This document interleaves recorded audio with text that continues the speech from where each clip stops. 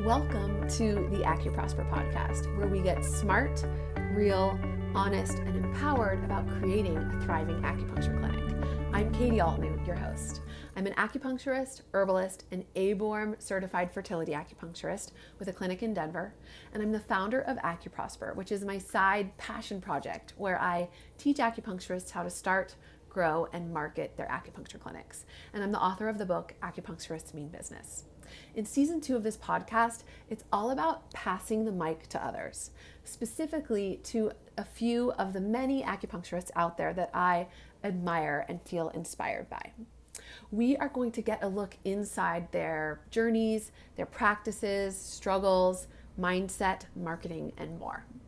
We're getting real, and we are having some hard and honest conversations about everything from burnout to cultural appropriation. My goal is to show that there are many paths up the mountain, that there's not one singular definition of success or way to get there, and to break down the taboos about discussing business in our healing field and our livelihood. If you'd like to see the video version of this podcast, you can find it on the blog at acuprosper.com. And it is pretty cool to see these acupuncturists' faces light up as they talk about their practices and their passion. Thank you for being here and for making this a safe space to share and explore these journeys and ideas. I hope it shows us what's possible and helps us to feel connected and supported. Without further ado, let's dive in. Hey guys, welcome to the podcast. I have a guest I'm so excited about today. He is Russell Brown of Poke Acupuncture in LA, and you probably already know of him or follow him. He's so fun to follow on Instagram. He's the man behind the handwritten point prescription protocols that are so fun and just so poetic. And I love that he shares them with us. So you might already know him, and I'm really excited to get to talk to you today, Russell, and get a little behind the scenes of your practice and your life. So thank you so much. Thanks for having me. I love to chat about acupuncture. It's one of the things about being in acupuncture school is you're with acupuncturists all the time, and then we get into our private practice, and then you can never speak to another acupuncturist again. So right now I have a lot of acupuncturists for patients and as patients, which I don't know why. There's just sort of a trend of that, and so I get to have all of my inside acupuncture conversations professionally, and it's always I miss it. I actually miss that. I miss case review class where you can talk about patients, and I have people that I consult with, but that thing of well, what do you think? Well, what do you think? That was what I loved about acupuncture school, and totally I can talk about it forever. Totally. It is so fun. I have a couple of patients who are acupuncturists now too, and it's so fun to also be well, do you think you need this? Yeah, which one are you? I go to an acupuncturist who I told I was a law clerk because I didn't want to talk about acupuncture when I go there. And when you say you're a law clerk, people do not have a follow-up question because no one really knows what a law clerk does. And in the 10 years I've been going there, I finally had a lawyer explain to me that a law clerk is a lawyer who works for a judge, which again, I had absolutely no idea. And one time he asked me what kind of law I practice, and I said environmental law, which is I have absolutely no idea what that is. And it's a conversation killer, and he's never asked me again. I actually think he knows the truth, but he is very polite and does not bring it up, and I don't want to talk about it. And I'm not there to be an acupuncturist, and I don't want him to think I have an opinion, and so I say nothing, and I'm a law clerk for an hour. I love that. That's so funny. And then you can just receive. Totally. And and I try not to be oh, he's going there, he's going there. Oh, he thinks I'm that. I really have to I'm not that person. I'm a law clerk. I think about the environment or whatever it is that environmental law clerks do. And I'm worried about a bog for an hour, and I'm not worried about acupuncture. You're saving the Grand Canyon for an hour. That's what I'm working on. Yeah. Very hard, very hard. I love that. And also I feel I've gone to acupuncturists and they get nervous if they know you're an acupuncturist. And they actually, I think, don't give you as good of a treatment just because they aren't in the flow. They're it's you're treating a mirror, I think, and then it's like a Skype call where you're looking at yourself the whole time when you're supposed to be looking at the other person. I think that's what you end up seeing with the patient.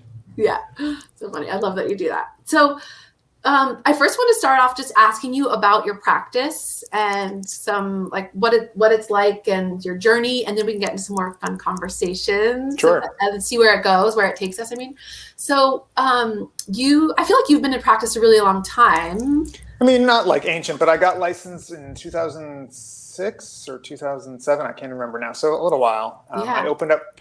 I worked for another acupuncturist for like a year, and which was great because like you're good out of school.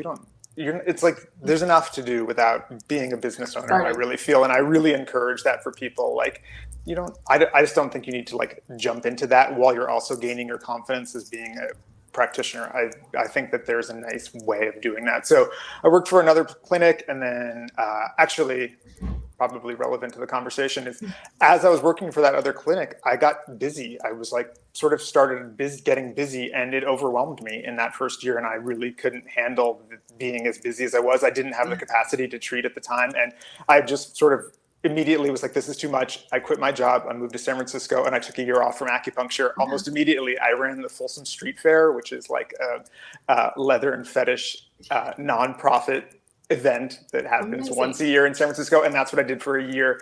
And that year was incredibly healing for me. And I sort of consolidated a lot of who I was that year, just being outside of myself. And then came back to LA and opened up Poke in 2009. So I've had the business for 12 years now. Awesome. I love that. Yeah. That's such good advice to like. Yeah. I mean, people don't talk about it, but like, it's a lot, you know? And like, I think that everyone thinks the goal was being busy or like having a lot of patience, because that is important too. But if you don't, it's a muscle. And if you don't build up the muscle for the capacity for that, then you're in trouble. And I was in trouble. And I think that my ego really liked being busy, and like there was something incredibly satisfying. I mean, it still does, but there's something that was really satisfying to me about that. And I just was overwhelmed by it. Yeah, absolutely. And I want to talk about that a little later too. Maybe it'd be interesting to talk about like burnout and things like that. Sure. But I want to like continue on the practice journey. So you started Poke, and now you have people I feel like I see other people on your website, but they're not associates. No, I have people who essentially, I guess you would say, they're renting space in the practice. I don't really like. I'm not a business person. I know we all say that, but like, I'm really not a business person. And you can ask them. Like, I don't anything to do with business. It's not a skill of mine, and nor is it a skill that interests me, frankly. And so I don't want to get involved in like their money. I don't want to get involved in their salaries. I don't think that is emotionally satisfying for me, and it's definitely not why I got into this industry. So they run their independent businesses out of my studio, and I love having them there, and I like having other people that I work with, and it's two women who I adore, and my studio is very, very personal to me. So to have people that I actually love be practitioners there is important. Like it has to be correct.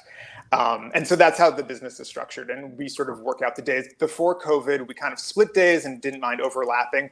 Since COVID, my sense is that I don't really want to overlap, just because I feel like the fewer people that are circulating the office, the better right now. So we've split up the days. And one of my practitioners, Alex, who's been with me for a million years, is opening up her own place. And I'm thrilled and can't wait to see what that looks like. And I feel like, this is the thing, like she should. She was going to do it before COVID, and then now she's doing it, and I'm like, couldn't be more excited. And I just like want to see what she's doing and what her idea of a practice is, like Poke is my idea of a practice, and it's not even my idea of a practice all the time, but it's my idea of a practice lately. And so it changes, and I'm excited to see what her idea is. I love that. It's beautiful. And like, also I feel like you're touching on like not being competitive but collaborative. Totally.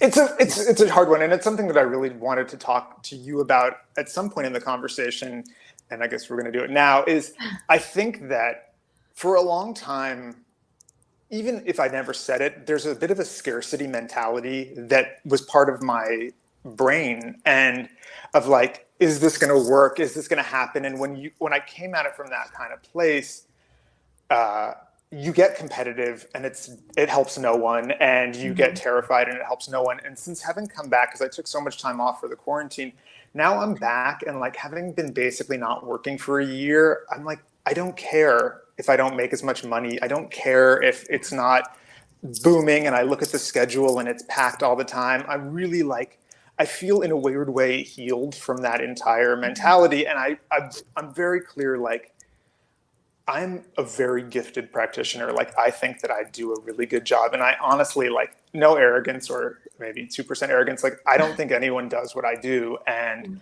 I am honored that people want to pay me to do that. But I also feel like I get to decide who I get to do that for. And I don't want to do that gift for everyone. I don't. And that's the thing about our jobs, is we have weird public service jobs where, like, we're supposed to have compassion and want healing for anyone who walks in the door. And I don't always feel that way. And now I'm like, I don't have to feel that way if I don't want to feel that way. And seeing that, like, I can survive on 0 income for a year means that anything I make feels better than that, or not even, you know? And so a spell has lifted for me in a way that I didn't expect, where I'm just like, oh, right. That entire idea of, like, I need to just make this thing work and I can never say no was a sickness that I was walking around with, practicing out of, and I don't have that sickness, or I have less of that sickness. Yeah. I love that. It's beautiful. I feel like you touched on a lot of things there. And I feel like I've seen that you've been like, or now that you're saying that, I'm seeing that I have watched you go through not struggle, but like process that in the last year, because you share a lot of things about capitalism and how, like, deeply ingrained capitalism is in all of us. And I've really appreciated what you've shared, and have felt like the last year has been like a yin-tervention, almost like an intervention, forcing us to, like, especially as small business owners, to, like, reevaluate our identity. Maternity was actually like that for me too, like how much my identity was wrapped up in my work. And it's like how deep capitalism runs and how we're trapped in it, right? Like, we're not, the dynamic is not shifting anytime soon. So my awareness is just sort of like, if we are going to be this fish in this fish pool, in fish pond, I don't know what it is, fish bowl, can we at least say we're in a fish bowl? Like, we're not getting out of the bowl. We're going to be capitalists until the day we die, most likely. But can we at least just be like, this is part of it? And, like, when you talk about stress, you're talking about capitalism, you're talking about patriarchy, you're talking about white supremacy. But I at least want that to be part of the conversation, which I feel like, as acupuncturists, we're sort of trained to not speak about these things. And I don't really know why we've decided that's the case. Like, I actually think that it's so pertinent. I mean, I live in freaking LA, you know, like, these are some of the most capitalist people that there are. And for me to pretend that that's not what we're talking about when we talk about anxiety is a joke. And it feels like it's actually subtracting from any health or any growth a person can do, to be like, oh yeah, you're a mess because you have some really deeply entrenched ideas about what success is, and about what how productive you have to be, and how much your personhood is associated with your ability to have output, and because so much of your life has profited from that output, you're now, all of those lines are all crossed up, and who you are to your husband is related to your productivity and how much money you make. And so your entire identity is woven in there. And so can we start to at least look at it? Yeah. That's what seeing some of your posts made me think, is like, wow, am I just treating people so that they can go back into this unhealthy thing? How am I healing them if I'm not bringing this up and questioning this? And it really inspired me to revisit how to have that conversation. Are you having it? Sometimes I have it, but mostly if they bring it up. Like, a lot of times patients are aware of it themselves, right? I feel often scared to bring it up if you sense there's, like, it's going to like crash the house of cards. Or do you think because they don't want to, like, to like name it and put it into the room will, like, make it real in a way that you think you can avoid? Well, I think that I'm afraid of pushing up against their resistance, and I can more gently, for sure, infiltrate their walls. Yeah, there's ways to do it, you know, and, like, again, like, what we do is we're archetypes, right? So you figure out what your archetype is that you deal with your patients. And the gifted practitioners among us, I feel like, have a lot of archetypes. Like my personal teacher, she sort of does mama bear thing, but she's also a bully. She can be a big brother. She can definitely be a dad. She can be a crone. Like she can do a lot of things. And so I think you bring up that conversation via whatever archetype sort of works best with that particular patient.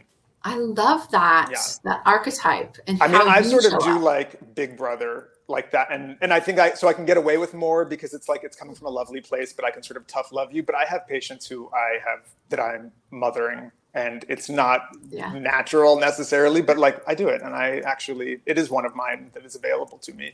Yeah. I can't be a dad, but I can be a mom in a weird way to my patients. And it's one I'm comfortable with. But I think that's one of the skills that we pick up as practitioners is how you embody the need for your patient. Yeah, what they need and how you show up for that. Yeah, I've gone off the rails, and I'm sorry about. We were talking about. I love that conversation too. So I think another point that you touched on before that I wanted to pull out of there was maybe a little bit about burnout. Also tied up in capitalism, right? And how you realized you didn't want it to be about like being busy. And so I want to talk about, I guess let's talk about that now. How many, and a part of that, so we can like kind of be on board with you, is how many rooms do you treat out of at a time? And it's such a good conversation. And like the whole conversation, I mean, I feel like once we're in it, we have to be like, how much money do you make? Like, and I'm there for that conversation too. Like how much I charge $100 a session. Like if I see this many patients, this is how much money I make, and we have to be able to have those conversations with each other because otherwise we all just go crazy. And the thing about our jobs is that the math is pretty easy to figure out. Like most of us make an hourly wage. And if you multiply it by the number of patients, I have 3 treatment rooms. I generally, back before COVID, I was seeing too many patients for my own good. I was probably doing like 16 or 17 a day, 5 days a week. And that was like just kind of running. And I don't have a secretary or assistant. It's just me and like the changing of the sheets and the doing the payment. Like it's ridiculous. And I would have days where I'm just like, I've just been sprinting. I've just been sprinting all day. And like, no one needs to be doing that. So now I'm trying to drop it down. But it is that thing of like, how much money do you need to make to feel like a person, to cover your expenses, and to feel like the business is what you need the business to be. And I think coming from school, you're just trying to make anything work, right? You're like, is this going to happen or is this not going to happen? And so it builds up and, you got like 5 a week and you're like, I'm doing it. And then like the next week it's 3 a week and you're like, ooh, is it going out of business? But that mentality never really goes away because it just becomes exponential to wherever you're at. So then you have 15 and you're like, I'm a business person. And then the next week you have 12 and you're like, I guess I'll just set it on fire and get the arson money for it. And I never really got out of that loop of it, even at like 60 patients, even because now all of a sudden my relative scale has changed. And so like I said, the pandemic was a nice cleaning the slate of that, of like, what was I doing? Why was I working so hard? Like I have my expenses are little. I don't have kids. I have a dog who's the love of my life, but he's cheap. And like, I don't need to be doing this to myself. And so it was a good lesson to learn. That's a great wake up call. Yeah. Totally. How many rooms do you have? I have 2 rooms. I actually have 3 rooms, but I just recently expanded, but this is my 3rd room and we like, don't use it. I use it as my like podcast room apparently. Sorry. Because I realized I thought I wanted to see 3 an hour because the demand was there. And I'm like, no, I actually don't. It's crazy. It's too much. Yeah. Also the part that probably for you too, like I like talking to a patient, like I want to have a second to chat and not feel like I don't like that feeling of like, gotta get the bed turned over. That feeling does not feel good to me. And I'm not doing that. And then it's not only about not having the time, like less time to chat, but also you're not present because you're like worried about. For sure. And that to me is everything, that like presence. Yeah. Yeah. And they know, and the patients can sense that on me of like, there's nothing worse than having a patient be like, you seem real harried today. And I'm like, is it that obvious? I have 18 patients. It's not my fault. I didn't know. Yeah. So I'm trying to not do that. Yeah. Yeah. Well, I appreciate having the conversation because I don't ever really ask. I feel like it's like a taboo to talk about. And I have a lot of acupuncture friends that I never ask them, really. We talk about it in like vague, general statements. I don't like that. I don't think that's very helpful to people to not talk about it. You know, like, what am I protecting? I mean, it eggs on the rat race of more, rather than like, wow, actually where I am is like where everybody else is. Totally. And we're good, you know? And also, like, what matters to me is not what matters to you. And that's good too, right? Like, I think that when I was younger, I thought I needed more money and I didn't. And now I'm like, oh, I don't need that much money. Like, I just really don't. I mean, I say that now. In 2 weeks, I could be like, I want the money. But, you know, like, we change. And most of us have businesses that will allow that change. And, like, that's one of the great things about being in business. Yeah. And our businesses can change with us. Like, mine has changed a lot since with having kids and with COVID, like, my desire, it can ebb and flow. Did your desire to work go down after having kids? Or were you like, actually, what I do is important and I want to work more? Yeah, it's actually, at first I felt so much shame for how much I missed my work during maternity leave and like, one of the reasons I liked the idea of being an acupuncturist was good because I wanted to be like able to be a part-time mom. And now I'm like, oh no, I think it's hard to stay home with kids. I want to go back to my kids. And I look at my brother. I don't want to see like, before COVID and before having a baby, I was seeing 15 to 16 a day. And now I don't want to do that. That's how I feel. Yeah.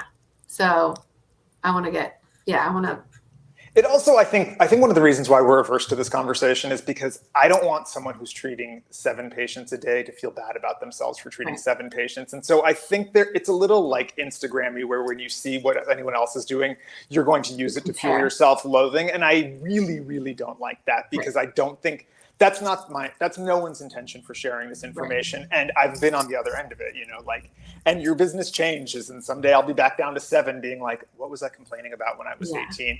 And the race is long, or whatever you want to call it. I don't even like to call it a race. So it's like, it's not about that thing. It's about the trajectory. What do you want? Do you want to work more? You've talked to people who work more and they didn't like it. So your interest in working more, where is that coming from? You just want to find out for yourself and then come back around to 7 was perfect.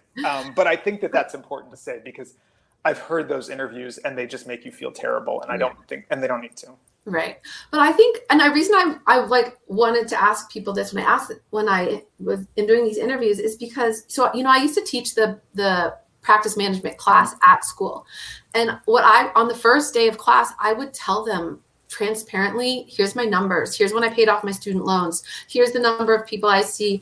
And you can make this work. It is hard, but like, you can make a living. You're not, you know, and I can feel the room breathe a sigh of relief, because everyone is kind of wondering it, and no one's asked their teachers and no one's talked about it. And all they want to know is like, actually, you can support yourself, and you don't have to see 5 million patients a week to do. Yeah. It's so important. I think you're right. Just get it out of the way, because the nervous system is so jacked up, especially I imagine that practice class comes at the end of school when you are burnt out already. You're a beast. Boards. And the boards are coming, and you're like, not only do I have to pass the boards, but then I have to figure out if I'm even going to make a living with all this debt that I've accrued. And it feels like a trial by fire. So just to be like, I think like the universe wants more acupuncturists. I really feel that way. Like, keep doing what you're doing. If you don't feel like you're there yet, just keep going with it, because I really think that like our jobs are important. I think what we do matters. I think it's good for the world, and it has to be good, right? Like, so you just stick with it. Yeah, I agree. I think another reason it's hard for them as they're graduating is, you know, they limit the number of times you can see a patient in the school clinic. So at least the one I teach at, you can't treat a patient more than 6 times. And I think that that's often not enough times to resolve these like big chronic issues. Totally. And so I think people started school like usually because of their own personal healing experience. And then at the end of school, they haven't had a lot of magical healing results. Totally. And then they're questioning, like they can be questioning, can I make this work? Is this even make a difference? And to have someone be like, you can change lives Right. and make, like, you can support yourself and it's going to be great is really helpful for. Wild. Also, like the patients that like I get the most from are the patients I've had for years. You know, most of my patients I've had for years. It's sort of interesting that they're trying to stifle that kind of connection, because I think that is so rewarding to be like, oh my God, I've literally seen this patient through divorces, through children. I've seen the arc, and I've seen the Chinese medicine arc for them too. I've seen that spring come back after, you know, the winter that was 2017. And that is the medicine. Like and I guess you don't really see that, but that whole clinic experience is not really, I don't think it is really reflective of private practice at all. Right. I agree. I think they're just trying to give people a variety of people, but yeah, I think there's drawbacks to that. So do you have like a specialty or something you treat a lot of? I didn't specialize. I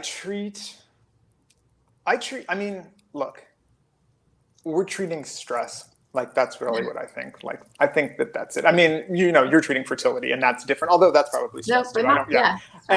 And so I really think that what we're treating is the modern existential dilemma, which is that we're in these systems of oppression that are not meant to support individual people, and we feel that crush on us every day. And how do we either medicate ourselves from that or cope with it and finding new coping mechanisms? So most of my patients are patients who are not coming in saying, my owie hurts. It's like, I'm here, this is my life, I need to figure out better ways to manage this life so that I can be pleasant to the people I need to be pleasant to and actually enjoy myself. And I really think that that's what I'm treating in everyone.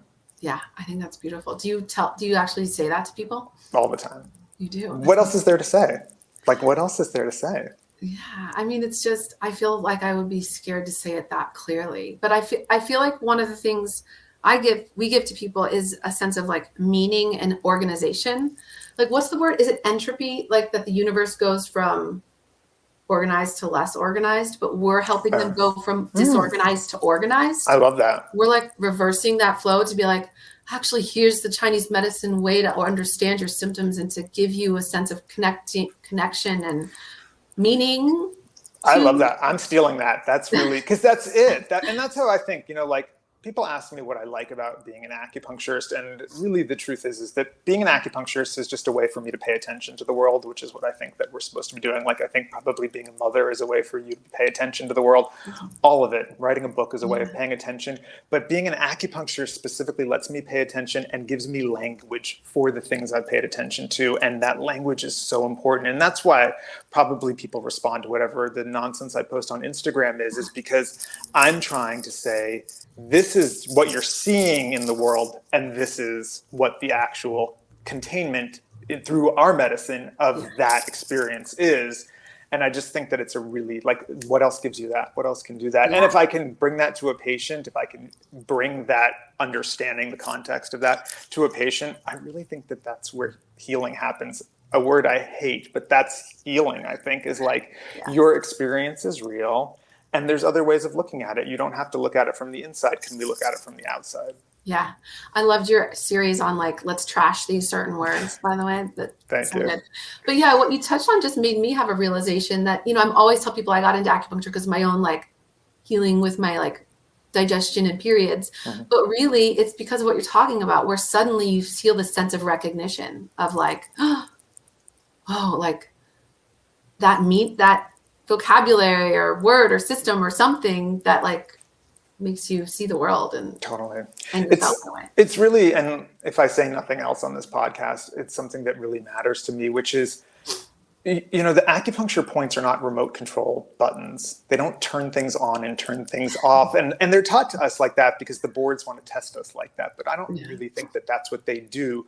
They're metaphors, they're stories, right? Like each needle is a poem. And so when I graduated, one of the things I was trying to do, having like discarded so much of what the boards was, is to really think like, what do I think stomach 36 is? What is happening when I put that needle in? Do I really think the needle is sending a signal to my stomach to help me digest milk products better? Like, do I think that? And if I did think that, that would be fine. But I'm really involved for me in like, what is happening here?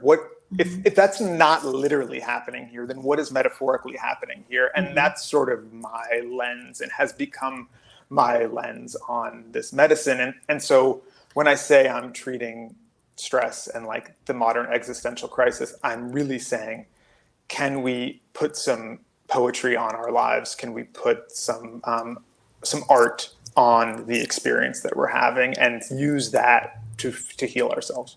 I love that. So that's a perfect segue into a big question I wanted to ask you, which first, I think just to get the listeners onto the same page, I want to like read a screenshot of your Instagram post that I have. So like most acupuncturists, myself included, like spring comes around and we're like, spring is the wood season and it's liver and sour and like, and the same stuff. Here's just part of yours. In the 5 element cycle, spring is associated with the wood element, which is about growth, the daring to return to life after winter, the rising out of the dark, the gall to defy gravity and start again. For some reason, seeing gall in there made me like, take my breath away. Wood is the force and vision that cracks the seed open and pushes grass from the soil. It's the yearning to become. Positioned between water, who am I, and fire, what do I want from life? Wood is the conduit between the two and asks, how do I get where I want to be? How do I turn a seed into a blossom? And it goes on to like give great advice about like try to find trust that the world is guided by integrity. And I mean, it's just so poetic. And so my question is, I mean, first, thank you for writing and sharing such beautiful thoughts. And when I see you say this, it all rings so true for me, you know, but I'm wondering, how do you come up with this? Do you have some magical teacher or book, or what I'm guessing is more true is you've just really read the same stuff we all have, but you're filtering it through your own like life experience. And like, yeah, tell me how you are so poetic and have such a wonderful grasp of the elements. And yeah. Well, thank you for that. I don't, you know, you read something like that and it sounds like, oh, that guy really knows something. I don't feel that way personally. I'm learning as I go too, right? Like and the reason why I write that stuff is because I want to learn about wood. And so I use the writing about it to teach me. And that's really what I'm trying to do, actually. And I hope that comes across, because I really don't want to come across as like, I am an authority. I'm by no means, but it's a little bit of everything. Your joy comes across, like you can tell. I like to write too. Like I'm poetic, like I am. I don't want people to know, but I am. And I really like writing, and that's a way that I enjoy myself. So that I hope that comes through too. But the truth is that I had great teachers. I read a lot of books. I really love Lori Descartes, I think is her last name. If I mispronounce it, that's awful. But her book on 5 elements has been really helpful.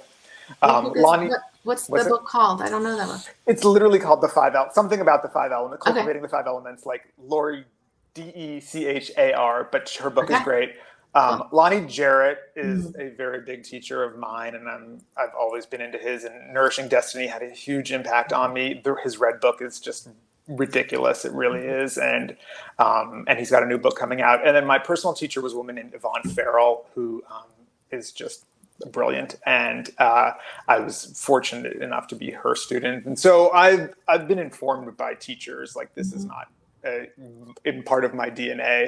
And then the other part of it is that, like I said, like, I'm paying attention. I need to pay attention. There's a reason why the 5 elements have lasted as long as they did. What is the relationship like? And what is the relationship to me is really what I'm saying. Like, when I think about wood, where in my life does that exist? And that's what I'm trying to do in there, you know. And wood is easy for me because I'm a little wood, and spring means a lot to me, and I understand the mechanics of it. I will tell you right now, when fire comes out, fire is going to be harder for me. Like, I don't get fire. Like, Shen's not something that speaks to me. Like, I'm not like poetic about joy, which is weird. I'm hoping by the time fire happens, I will be, and that's gonna be something that I have to learn. But that's the work that I'm doing. What is summer? What does summer mean?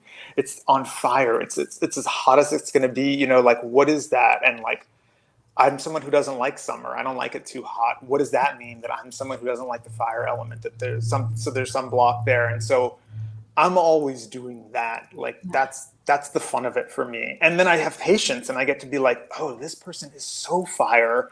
And what am I responding to about them that even though I think I don't like Summer, I still like them? Yeah. What does that mean? Yeah. And that's really the hit of it for me is that all of these are just the metaphors, and we see them everywhere over and over and over again. And so when you start to pluck them out and really see the world through them, real magic happens, I just think. And like that's why like some of those treatments, it's like, well, I'm feeling sort of blah right now. Why? Post-COVID blah. And like that's a Chinese medicine pattern. That is, we see it, we know what it is. We just have to put a name on it. And all of a sudden you're like, of course that's what it is. And that's how I feel like Instagram is so silly to me. And I'm not sure that acupuncturists need to be on Instagram. So I was just trying to figure out a way for me to use it that didn't feel juvenile. I don't want to feel like a 22-year-old on Instagram. And so that's why, that's why I do what I do. But I hope that answers your question.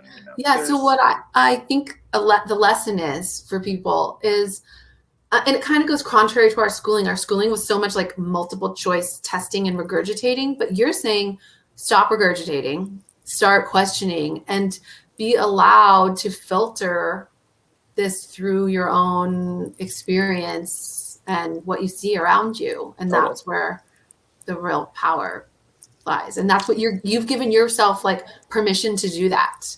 And that's where you're like your originality and like you're really letting the medicine shine through you too. It's amazing. Well, thank you.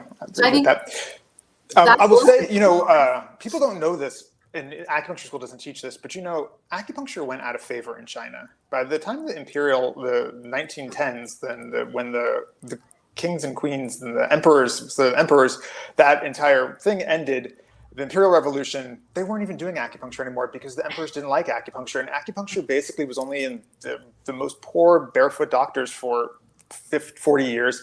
And then the Communist Party basically brought acupuncture back because they needed a way to win over lower class people. And so they were trying to boost nationalism by saying, we're offering you this medicine that they actually hated. Mao Zedong did not believe in acupuncture. He didn't want it, but he knew it was cheap and it could work. And so what they did was they made it more accessible to Western medicine by stripping out any of the spiritual stuff, any of the metaphor stuff. They intentionally did that because they were dialectical materialists. And so they did not want to have anything in the medicine that you couldn't see, that wasn't tangible. And it could line up better with Western medicine. And that's the medicine that we learn now, but it's not really how it was supposed to be. All of this like 8 differentials, that's not really what it's supposed to be. And so I feel like what I do honors a little bit more of that other stuff that was taken out. That's what I'm trying to do. I love that. I want to learn more of that. Is that what you learned from your personal studies? You can find books on that, but that's the thing is they wrote all that stuff in the 50s and 60s. They just the Communist Party made books, made all the textbooks, and then started practicing acupuncture in the hospitals in China. And then those are the people who immigrated to America and started teaching it here. That's where we got it all from. Yeah. That's interesting. So sad. I love the like more poetic parts. Also, we can do that. I work for myself and no one's just checking, right? Like no one's like, totally. What? You didn't put liver 3 in, she's having her period. Like, I can do what I want to do. And that's one of the reasons why I like being an acupuncturist is that I am in full creative control in my clinic. And I can do that. And we could be alive like thousands of years, it feels like, and still be learning. Oh my God. More. I had last week, I sort of alluded to this on Instagram, but like I was thinking about an acupuncture point and I had an epiphany like last week that has completely changed the way that I see acupuncture. And I just broke down sobbing on the street because I was so overwhelmed by how beautiful the medicine was. And like, just like something that I had never seen before just became completely clear to me. And you're like, 15 years in, I did not see that coming. I just didn't see it coming. And it hit me and I couldn't really get out of it for a couple of days because I was so overwhelmed by the feeling of it. That's amazing. It like resonated with me. I had just done a CEU class for my ABORM recertification, a whole class just on Wenjing tongue with Sharon Weisenbaum. And it was so beautiful. That's so lovely. I mean, herbs are a whole other thing that, like, if I really got into like the metaphors of herbs and everything, I probably wouldn't be able to leave my house. So I like really do patents to leave those alone, because those are poems too. Those are their own, stories. And she got poetic with it, which I've never heard a teacher get poetic about herbs before. Yeah. It's like they have dysfunction, right. And this was like, so I totally get it. So I want to, there's another really important thing I want to talk with you about. I feel like I could talk to you forever, but I want to make sure we cover this. So when I asked you to be on the podcast, your response made me love you even more. You said that you'd love to, but that you were not sure that as a white male, you should be the I don't remember what word you said, but the spokesperson for our medicine and our profession, which made me respect you even more, because I think that's something we should touch on, right? There's, where most of our profession most of our practitioners are majority women, but also the Asian heritage, our Asian American practitioners here, how we can honor them, be better stewards of our medicine. I want to get into that piece with you, as well as social justice. And I feel like you've been really vocal this past year about how acupuncturists, many of them have shied away in the name of offering a safe space. They've shied away from being more vocal about racism. Yeah. So can we talk about that? Let's talk about it. And it's a complicated conversation. And so I'm happy to have it, and knowing that I have no answers, you have no answers. And I hope that we don't offend anyone by the conversation, but we have the conversation with the best of intentions, because I think the conversation is so necessary. We have a profession that is now 75 to 80% Caucasian people, so white people. I didn't know that statistic. It's crazy high. It's crazy high. Yeah, that's what it is. I think at least the documentation that I've seen in the last couple of years. And so, what does that mean that white practitioners are? How do we be the face of this medicine? And people don't really know, but in the history of our profession has had a lot of Caucasian people controlling the medicine at the disadvantage of people of color and Asian American people. And that is very troubling. And we now have more of an understanding of how troubling that is. And now we have more of an allowance of how devastating that can be. And so I feel like, even to do this podcast, it's like you and me, two white people, essentially, you're white. Who are we to be let me tell you about Chinese medicine? I feel that, and in the Instagram, I feel that too, and I realize that that's what I'm doing. But so then I just want to be what does that mean? Why do we feel entitled to speak on these things, and how does our speaking on these things affect non-white people who are our colleagues and who are professionals too? I don't know if you know, but Miriam Lee, we sort of tout as this revolutionary in Chinese medicine who went to jail because she was practicing medicine, but she only went to jail because white practitioners made it illegal for anyone to practice acupuncture who wasn't associated with a medical school.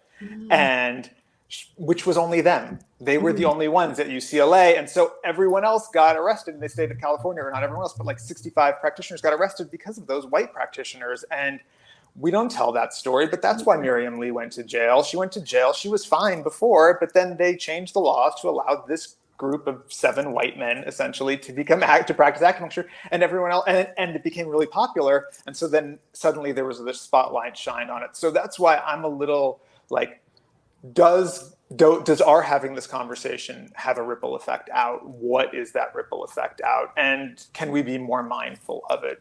Yeah, right. I think that's such a good thing to be conscientious of, and just thinking about cultural appropriation. And I think a lot of us acupuncturists, at least myself, as I really thought about it more this year and took a course with Ivy Lee on it and tried to learn more about it. I think a lot of us are, And I actually wrote a post on Instagram about dry needling and cultural appropriation. And I think us acupuncturists it's easy for us to see that and be like, they've culturally appropriated. Right. They're not, and we can think that we're off the hook. Right. We also it's easy to blame like the beauty gua sha white influencers. But again, think we're off the hook because we did train with the medicine. Right. Which is true, I think, but also not true, right. And that's why it's complicated. It's like, does paying respect by paying tuition for 4 years really, does that buy us space in cultural appropriation? Does it? I don't know. But that's, we've really dedicated our lives and we're trying. So does that free us from ultimately practicing a medicine that isn't rooted in our own heritage? I don't know. It's then complicated, I think, when I see white practitioners say nothing about racism, especially when the anti-Asian racism is so outrageous right now. And that's what really bothered me last year when just seeing the silence around that, because I'm like, you have your practice because of immigrants. You have your practice because of Chinese medicine, Chinese people, and you have your practice because of social activism. We do not make money without Chinese medicine, Chinese people. Those are just facts.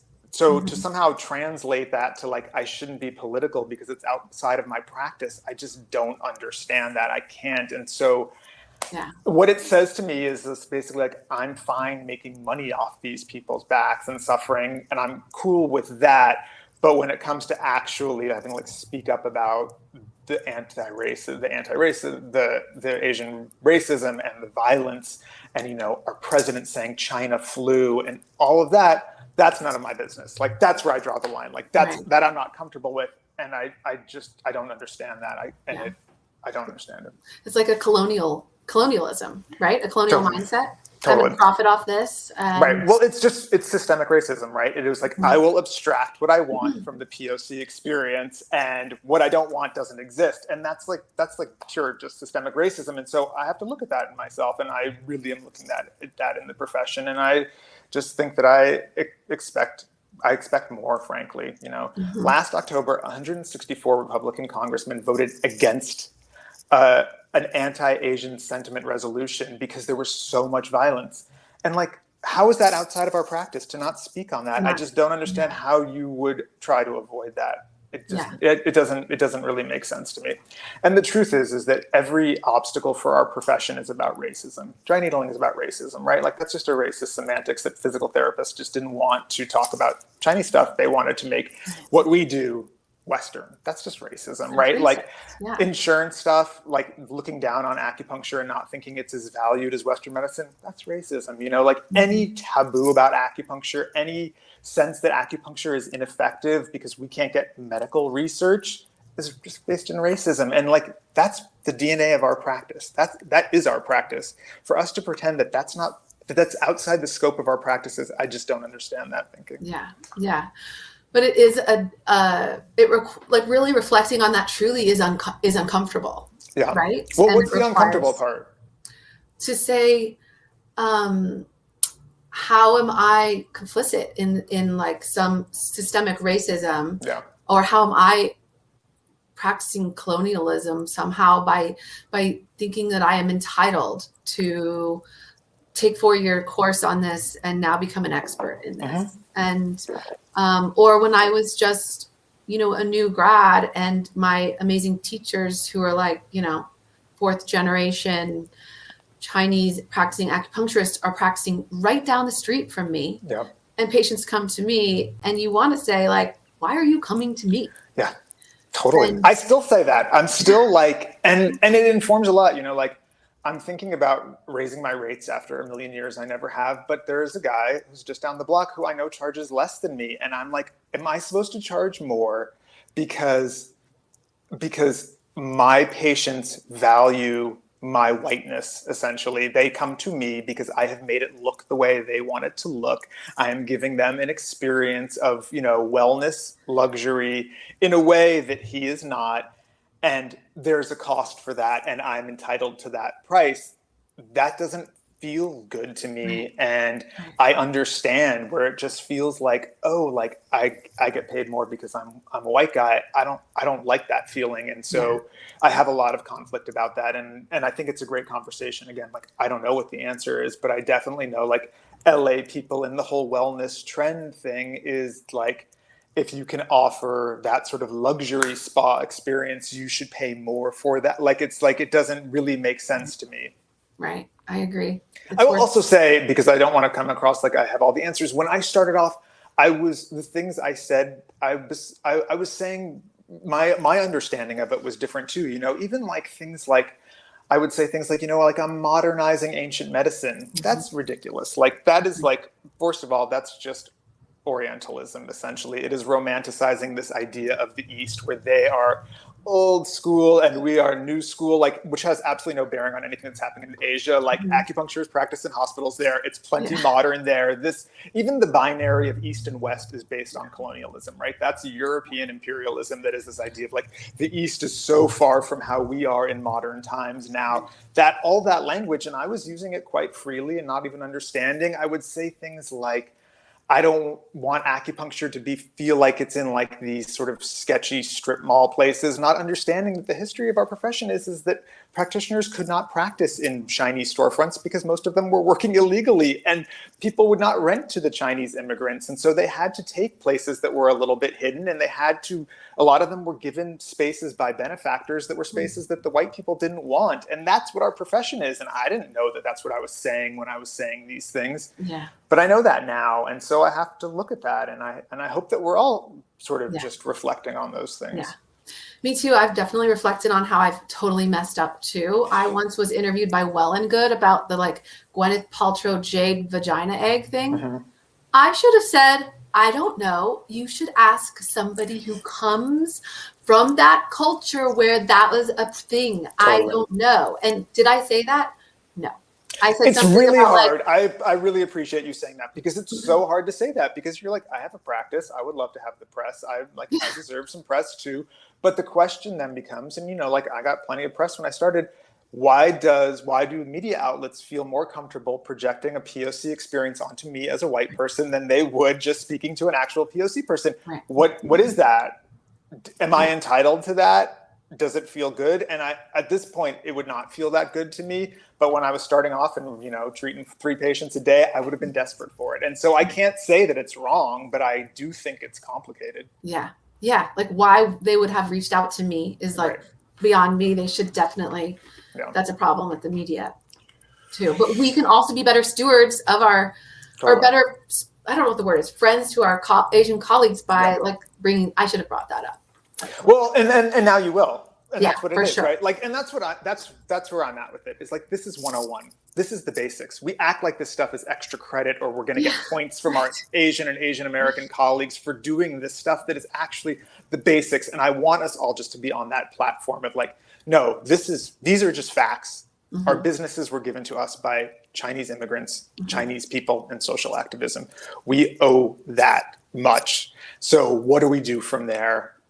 That is the fundamentals. And we don't get that in school, but I hope that we're getting it now. And certainly, you know, the events of the last year have cracked some of this open. It definitely opened up my eyes and seeing how it just sort of recapitulates itself cyclically.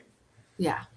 And I think there's people doing good work and talking about this that I'm learning from a lot. I think so. Do you know Tamsin? Yes, that's what I was just thinking of. God, she's brilliant and just out there doing it and like really doing it. And every time I talk to her, I learn more from her. Yeah, totally. I invited her on the podcast and she didn't have time to come, but I know really she's overextended, but she's brilliant. Yeah. Another thing I want to ask you about, because that I've been thinking about on this note is, do you think it's also racist or colonial mindset to always be translating Chinese medicine into Western language? That's a really good question. I don't generally do that naturally. It's not because I think poetically. And so I know that I'm the exception there. If I really thought about it, it kind of reminds me, in the 9th grade, I took a Spanish class with a very intense teacher, Mrs. Garcia. And Mrs. Garcia would hold up a picture of a cat and say, gato. Gato does not mean cat. Gato means what you see in the picture. She really wanted us to understand that the Spanish is not English, it is the image of the cat. And I think that's sort of what you're talking about, is why does Western medicine get to be the center of our translation when in fact it can just be the body is Chinese medicine. It does not need to moderate the conversation we have. And I think that that probably is true. Like, why do we put the Western in the center of that conversation when frankly the Western sometimes just messes stuff up? I don't want to talk about fibromyalgia. They don't even know what it is. It's nothing. It means that we can't say women are hysterical for having pain that we don't understand. So we just give them a diagnosis that means nothing, and then hope that there will someday be a pharmaceutical that will cure that non-diagnosis. I'm more interested in talking about the Chinese pattern. So I think that probably is how I feel about it. I don't want to put the Western medicine in the center unless I really have to. Yeah, it's interesting. I've been reflecting on that a lot, especially, I teach business and I teach marketing, and I often tell people, when you're doing your marketing, use language your people use. Yeah. And now I'm like, I'm a problem? Am I a problem? That might be a problem. I don't know. It's a great point. And what an amazing conversation that is. I don't know. Is it problematic? I think a lot of it is like, just to even be like, am I a problem? It's such a progressive thing to say, but it shouldn't even be like, I think I'm a problem a lot. I'm a cis white man, I'm a queer cis white man, but I'm a cis white man. I'm usually the problem. We're most of the problem. So like, I've gotten quite comfortable being like, I am the problem. Yeah. What can I learn to be less of a problem? Right. I feel like this year, it's actually more of a problem to be a white woman of wellness. It's interesting. I get that too. I guess there's a lot. I can feel that tension too I can hear friends of mine complaining about that. It's a very complicated issue there. And I think, don't even get me started with like all of the tendrils of wellness and like what wellness is doing and the trend of wellness and the monetizing of whatever that means. But I think that you're correct that there's a lot of, there's definitely some criticism there. Yeah. And I guess, I don't know what the lesson is for our listeners, but hopefully just reflecting on it is, the more I learn about this, the more I'm like the more I read about racism, it's like, or in anti-racism, it's like having good intentions is not enough. Right. And we need to be responsible and accountable. But I think we just have to start with trying and reflecting and having conversations. Yeah. I apologize. I think I just burped, by the way. And I was like, oh, I'm not just having a conversation, and I'm actually not like in my living room. So if it came on the mic, I really feel bad. It's relatable. Okay. Yeah. That's right. Well, this has been such a great conversation. Thank you so much. Oh yeah, I forgot. I want to ask you some quick fire fun questions. Please. So what element do you think you are? That's a great question. I used to say I was water because every acupuncturist thinks they were water because we're all the wise sages. And so I was really like, oh, I'm water. Like, I'm wise. I'm a beautiful poetic man. I must be water. But really, I'm earth with a little bit of wood. Yeah. Yeah. Awesome. What are you? I think I'm earth mostly too. Yeah, and I would say that I think most acupuncturists think they're earth because we're like caring, nurturing. Yeah. I mean, we're all a combination too. We're all earth. But I think the delusional ones think we're all water, or not. But like, I think funny. That the dream is to be. We're Earth dreaming that we were water. I think totally. And I definitely have some wood in me too. What do you eat for breakfast? Right now, I'm doing oatmeal, which is like not really my thing, but that sort of became the COVID diet of choice because it's been really cold. It was cold in LA, and so I'm doing like oatmeal for breakfast, which is not a sexy answer, but that's my answer. For some reason, I love asking people that question. Yeah. And you kind of already answered this, but who's your like TCM hero? Oh, TCM hero. I have colleagues that are heroes. Like I said, Portia and Alex, who work for me, I think are amazing. And seeing how women are treated differently than how I am treated, and like they are treated like, Portia is a Black woman, and she like literally would tell me, people would be like, are you the acupuncturist? Like seeing that and not even realizing that would be part of the practice is like having to just show up and be like, yes, I'm here. I went to school for 4 years like everyone else. Like that to me is completely heroic, and have to like sort of face that in addition to all the other stuff we face, I think is I had no idea. Alex is constantly like, people are like, will you check how many visits I have left on my insurance? Like she's their personal assistant. And they would never ask me that. They would never say that to me. So I'm going to go ahead and say that Portia and Alex are my I TCM love that. heroes. Yeah. Thank you for sharing. Yeah. Well, this has been a great conversation. I love talking with you. Thank you so much for coming on and for doing all you do. I really appreciate you. I appreciate that. I'll say, we're great. Like, acupuncturists are good. I think that the world needs us. I think it's a hard world. We are providing softness, and who does that? Who is saying you can sit alone in the dark and wait for something to happen? Who takes that time? Who says that that's okay? We do. And the world needs that right now. I just think we don't have they don't know what acupuncture is important, because it's part of just having wonder for the world and being like, I don't need to, for a half an hour, I don't need to know why it works. I just need to know I feel great when I'm done. And we're it. I think that nothing else does that, frankly. We do that, and it's beautiful. What a beautiful gift to give to a world that is increasingly challenging, that is increasingly capitalist, that is increasingly cutthroat. To give people that is so important. And so I say, acupuncturists, keep doing what we're doing. We're all doing good work. We're not competing with each other. We're all doing the right thing. Yeah, I love that. Thank you so much. Such a beautiful message and so true. Yeah. Cool. Well, thank you so much, Russell. And I will. Let's do it again. Yeah, let's talk to you again. All right, cool. Bye. Bye. Take care. I forgot to ask Russell before we ended our call how you can follow him and reach him. So I want to let you know, you can follow him on Instagram at Poke Acupuncture. And I love following him on Instagram. And his website is pokeacupuncture.com. So really easy to remember. Wanted you guys to know. I hope that as you work to make the world a better place, you also prosper, my friend.